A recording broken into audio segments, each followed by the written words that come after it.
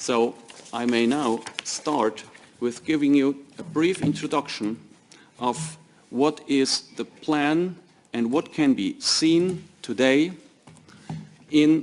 from the documents that are on the table, that are about to be negotiated under the title of New Pandemic Treaty and amendments to the international health regulations.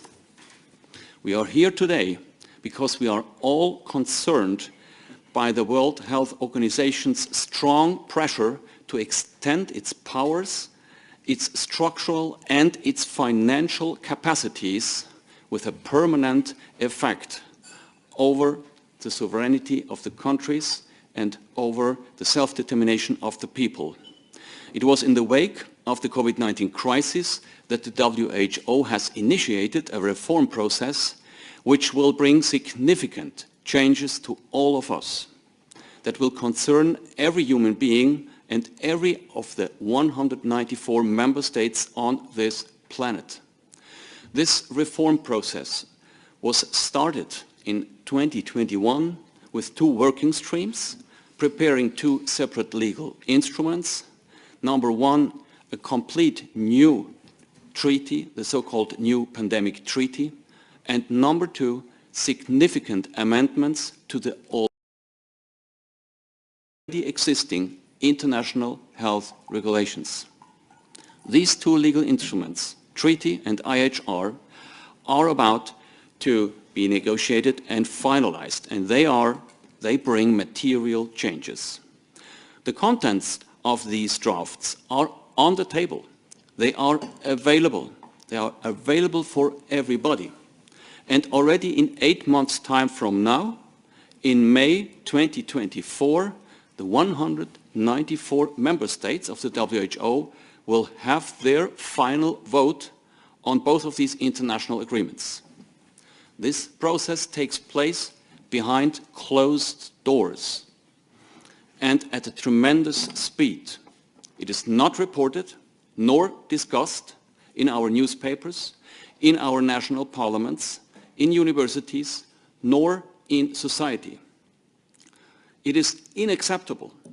This is unacceptable because these two legal instruments will affect every one of us by reducing, even diminishing our loss, our right of self-determination, our right in general of human dignity, and it will eliminate the basic principle of democratic participation.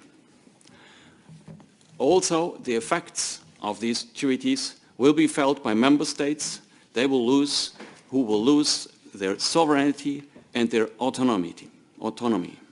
Therefore, every human being on this planet should understand the essence of the two legal instruments which come under the title of pandemic prevention, pandemic preparedness and response.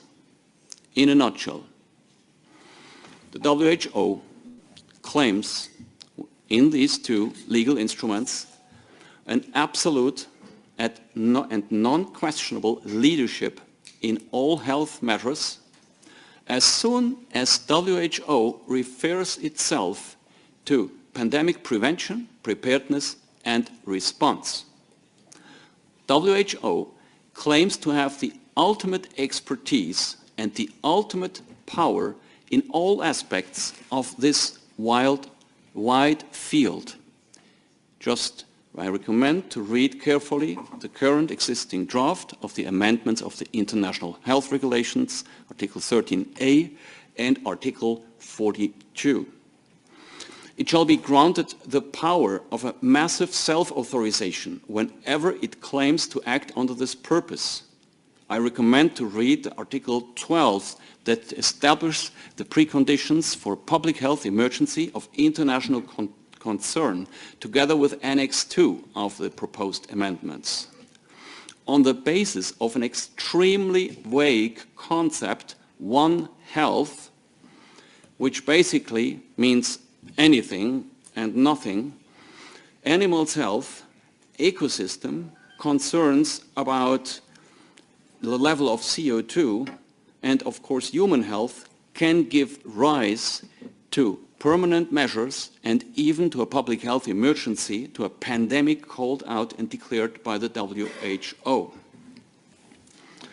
And thereby, number 4, WHO has the right, will have the right to not only declare recommendations made by several experts, but also to impose on the people of this planet, or only to a certain region, all kinds of restrictions, access restrictions, lockdowns, surveillance, and experimental treatments. So far, the list of these potential measures can be found in the International Health Regulations, Article 18.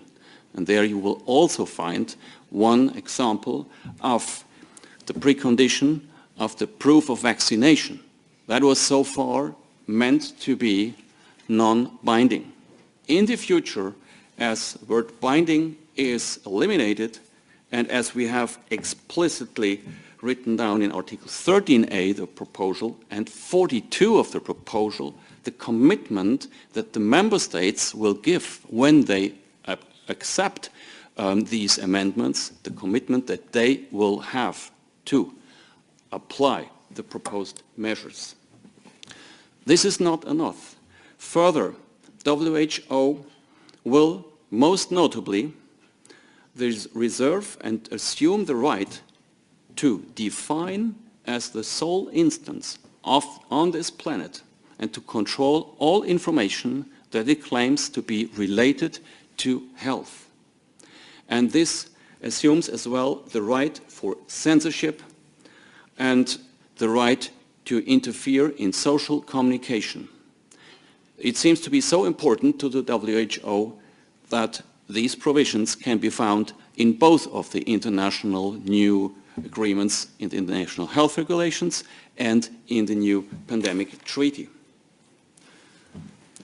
And last but not least, of a brief summary that should any time be given once we speak about these new changes, is the fact that there is no mechanism foreseen that will allow the people or the member states to challenge the assessment of WHO, whether it is the WHO's assessment about a public health emergency, or their assessment with respect to certain measures, or when it comes to the imposing of a regime for what they call vaccination, as experimental as it might be. There will be simply no stop button for none of the member states, and not, of course not, for us, the citizens.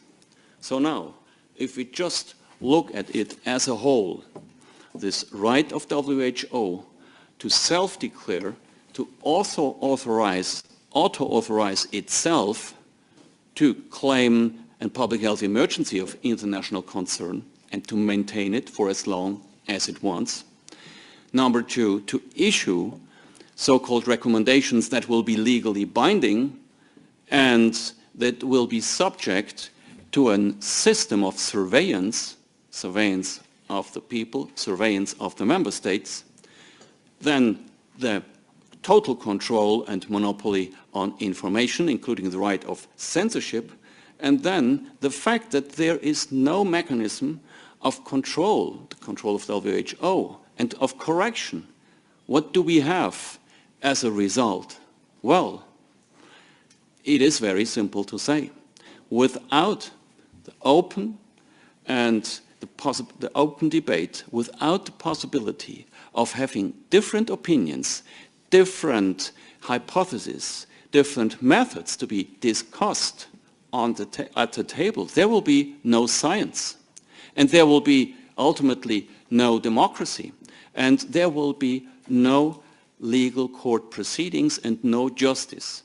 If the result is already predefined by one sole authority on this planet, there cannot be, by definition, a proper scientific process, a proper decision-making process. There cannot be any democracy. Number 2, it is a basic principle not only of international law, not only of national constitutional law, that we have, as human beings, the right to know what we consent to. So if we ask ourselves, have we been asked, have we been informed about this process that is about to become reality? The answer is no. And there is one important distinction to be made between these two legal instruments. The new pandemic treaty will be considered by WHO itself as a treaty, and thereby shall be subject to a national process of debate and ratification. But not so for the international health regulations. The international health regulations, by definition of WHO's own writing, when you read the international health regulations, they are qualified as health regulations according to the WHO Constitution, Article 21. And what does that mean? As a consequence, there will be an automatic coming into force right after the vote in 2024. So far, it is still 24 months, but these 24 months have been reduced to 12 months only. So that means that at the end, after May 2025, the international health regulations will become law automatically.